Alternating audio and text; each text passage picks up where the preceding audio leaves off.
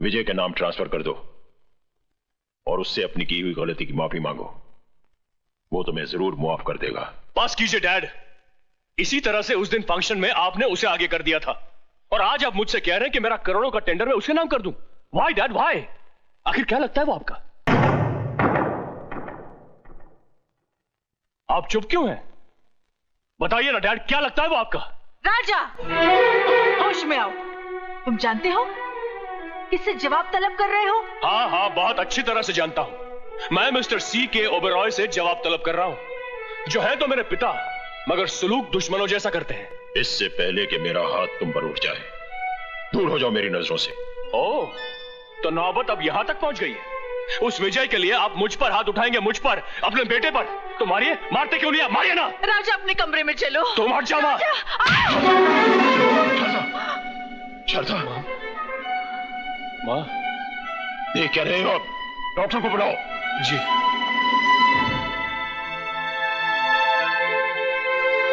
Doctor, कैसी है शारदा की हालत? ब्लड प्रेशर थोड़ा लो हो गया है, घबराने की कोई बात नहीं, जरा आराम की जरूरत है। अच्छा मैं चलता हूँ। जगत मामा, all India mill owners association के प्रेसिडेंट का इलेक्शन होने वाला है। ठीक है, तो ओबेरॉय साहब को खड़ा करके 50-60 पेटी अंदर कर लेते हैं। ओबेरॉय साहब इलेक्शन में खड़े होने के लिए तैयार नहीं है। ठीक है, तो उनको बिठा देते, विजय को खड़ा कर लेते। विजय तो राजी खुशी तैयार हो जाएगा। वो खुशी खुशी तैयार हो जाएगा और ओबेरॉय साहब पीछे पीछे रोते हुए तैयार हो ही जाएंगे। वो कैसे मामा? भैया, जिसे कोई नहीं पहुंचता उसे उसका पेट पहुंचता है, औलाद पहुंचती है। यहाँ पे हाथ में राजा का मरोड़ूंगा, दर्द ओबेरॉय साहब को होगा। ऐसे क्या देख रही हो शारदा? जो मांगोगी दोगी। और अगर बेटा कुछ मांगे तो क्या उसे भी मिलेगा? आओ बेटा आओ। क्यों नहीं, मांगो। क्या मांगते हो? इस पेपर पर साइन कर दीजिए। क्या ये? अरे, इस इलेक्शन के लिए मैं पहले मना कर चुका हूं। मैं इस मुसीबत में फंसना नहीं चाहता। हंस तो आप उसी दिन गए थे जिस दिन आपकी मुझसे शादी हुई थी। आधी जिंदगी तो मेरी खुशियों के लिए लुटा दी, आधी अपने बेटे के लिए लुटा दीजिए। ऐसी बात है? ठीक है, लाओ पेन।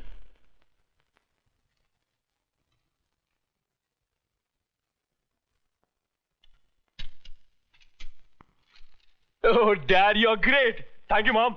मामा जी, ये देखिए। सारी खुशियां हमारी झोली में डाल दी, अपने लिए कुछ भी नहीं रखा। है खुशी, वक्त आने पर अपने सीने से निकालकर उसे भी तुम्हारे आंचल में डाल दूं। ओबेरॉय जी इस बार इलेक्शन में नहीं खड़े हो रहे? उनका कोई भरोसा नहीं। बीवी की बीमारी में इतना उलझ गए हैं कि हमारे मसलों को क्या सुलझाएंगे। अब डूबती नैया को बचाना सिर्फ आपके हाथ में है। हमें बचा लीजिए सरकार। ठीक है, बैठिए। लाइए, फॉर्म दीजिए। फॉर्म लो।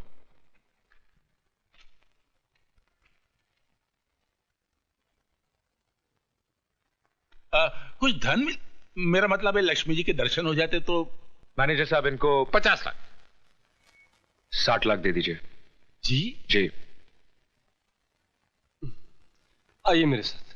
बहुत बहुत शुक्रिया विजय बाबू। क्या बात है विजय? कुछ नहीं। तुम कुछ छुपा रहे हो। अरे भाई कुछ नहीं। खाओ मेरी कसम। इतनी छोटी सी बात के लिए कसम क्या खानी? छोटी सी बात? कौन सी छोटी सी बात? अब तुम ही बताओ। बचपन से मौसी ने मुझे पाल पोस के बड़ा किया है। हाँ। तो मैं उसे ही अपनी माँ समझूंगा ना? समझूंगा कि नहीं? करेक्ट। वो कहे हाँ तो हाँ, करेक्ट। और वो कहे ना तो ना। Very correct. क्या करेक्ट किए जा रही हो? श्रवण कुमार बनने के चक्कर में जिंदगी ऐसे ही सूख के करेला बन जाएगी। लेकिन हुआ क्या? होना क्या है? सुबह सुबह उठा, नहाया धोया। क्या किया? नहाया धोया। फिर पूजा के लिए बैठा। क्या किया? पूजा के लिए बैठा। फिर मैंने अपनी आंखें बंद कर ली। जैसे ही आंखें बंद की, मौसी का चेहरा उभर आया। मौसी बिस्तर पे लेटी आखिरी सांसें ले रही थी। मैंने कहा मौसी, मौसी। मौसी ने मुझे अपने पास बुलाया और कहा एक वादा कर। क्या कर? वादा कर। तो मैंने वादा कर दिया। क्या कर दिया? वादा कर दिया। अब पूछो कैसा वादा? कैसा वादा? शादी का। किससे? न्यायमूर्ति की बेटी से। तो फिर मेरे साथ क्या कर रहे हो? भुट्टा खा रहा हूं। तो जाओ, जाकर उसी की भट्टी में भुनकर खाओ। किसकी? वो ही न्याय अन्याय मूर्ति की बेटी की। अरे भाई, न्यायमूर्ति हिंदी में जज को कहते हैं।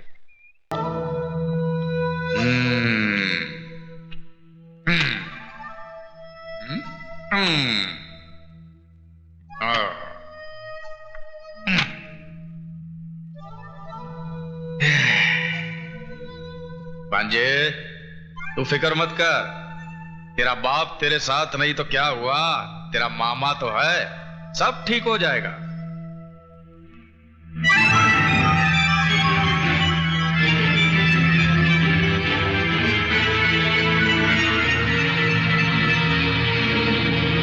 क्या खाक ठीक होगा मामा?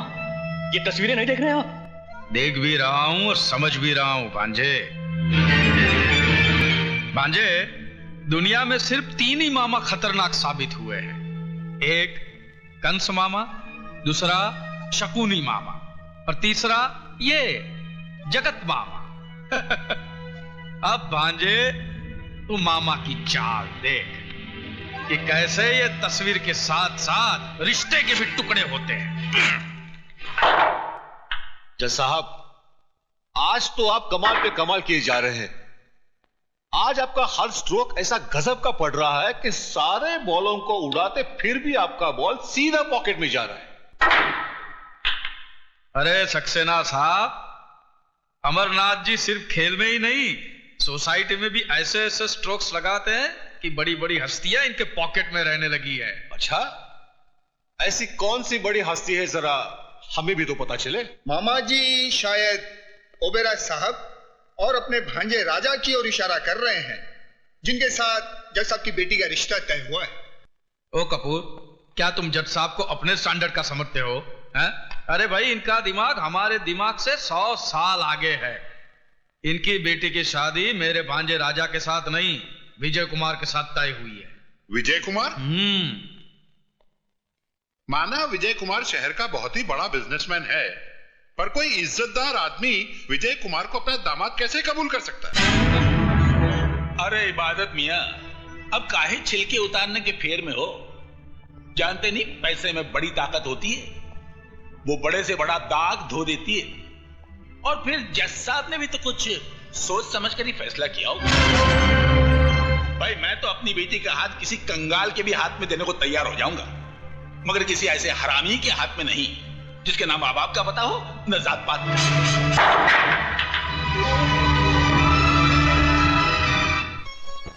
घनश्याम दास जी, ये साड़ियां आप एक तरफ रख दीजिए। ठीक है साहब। और नाना भाई जी, आप इन ज्वेलरीज का बिल ऑफिस भिजवा दीजिए। विजय, दूध तो पी ले बेटा, सुबह से कुछ खाया पिया नहीं है। रुको ना मौसी, खाने पीने के लिए सारी जिंदगी पड़ी है। ये हार हटा दीजिए, ये इतना भारी है कि मेरी मधु की गर्दन लचक जाएगी। बेटा, पहले दूध तो...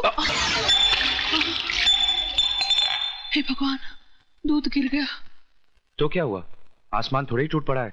ये अपशकुन है बेटा। अरे मौसी, 20वीं सदी में रहकर तुम 13वीं सदी की बात करती हो। नाना भाई जी, मैं कपड़े बदल कर आता हूं।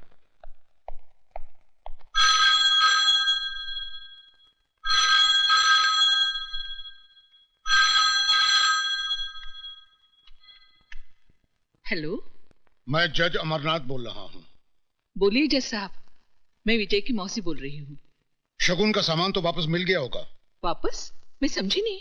मैंने ये रिश्ता तोड़ दिया है। लेकिन क्यों?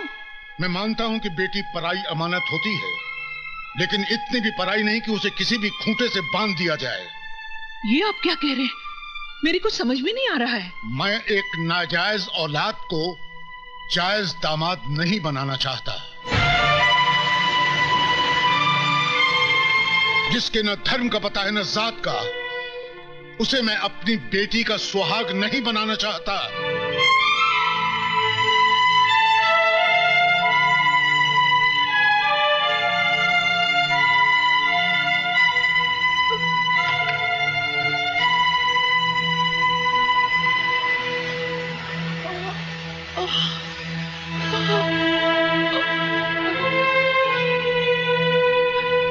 मौसी जी, ये साड़ियाँ कहाँ रख दूं?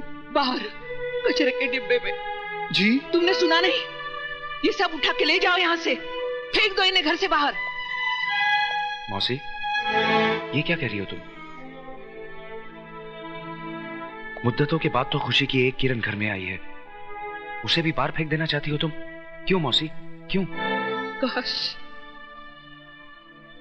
मैंने तुझे अपनी कोख से जन्म दिया होता। जन्म नहीं दिया तो क्या हुआ? पाला तो है तुमने। यशोदा देव की नहीं बन सकी कभी। कौन कहता है?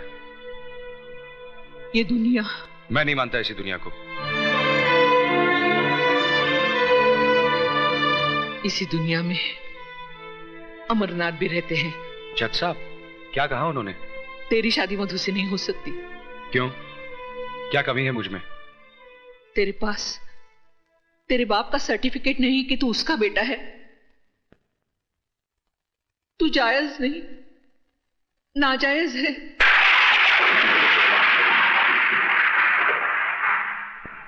तू हरामी है।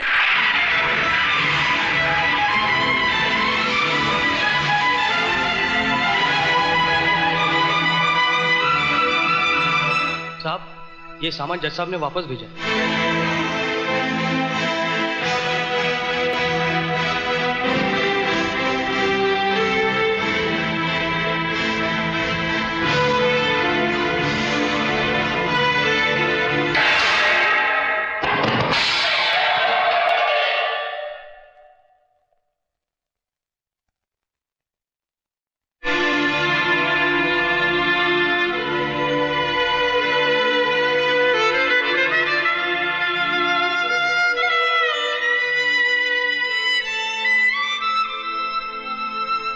क्या सोच रहा है?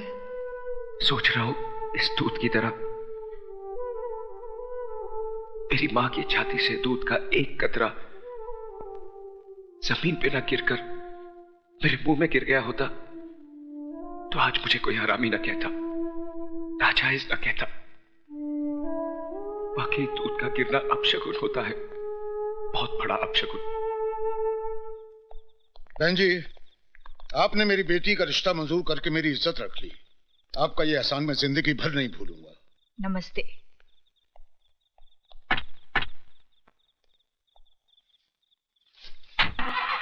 नमस्ते। चल चुप हो जा, तेरे पापा को फोन करती हूँ। I love you. चल। लो ये आ गए। मैं आप ही को फोन करने जा रही थी। क्यों, कोई खुशखबरी है क्या? सुनोगे तो खुशी से नाचने लगोगे। अरे वाह, तो लो हम पहले से ही नाच लेते हैं। सुनो ना, जज साहब आए थे, अपनी बेटी का रिश्ता हमारे राजा के साथ तय कर गए।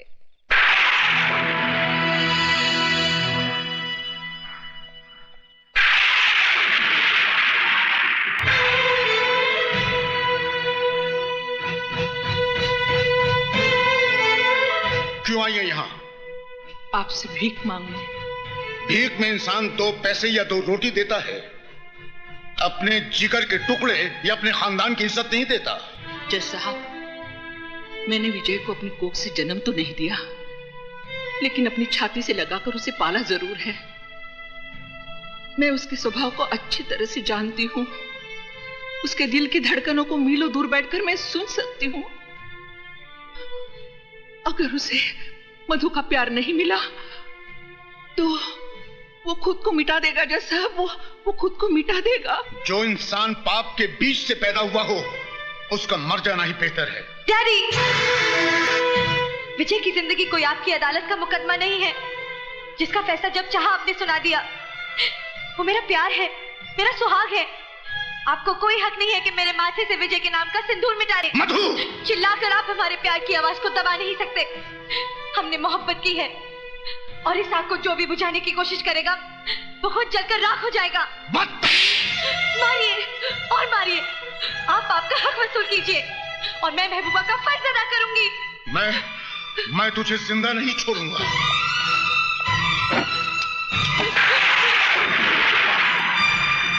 रुक क्यों गए जज साहब?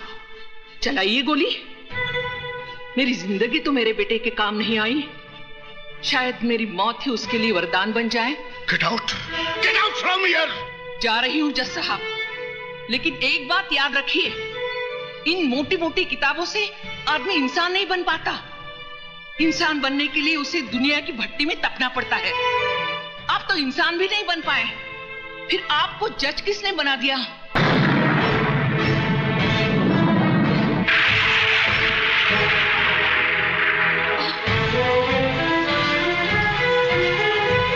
क्या हुआ मौसी? कुछ नहीं, घर ले चल मुझे। मौसी। मौसी तो घर में नहीं है, वो तो जज साहब के यहाँ गई हैं। जज साहब क्या? जी हाँ। साहब साहब साहब साहब मौसी। क्या हुआ मौसी को? मौसी बाहर गाड़ी में साहब। बाहर गाड़ी में? जी।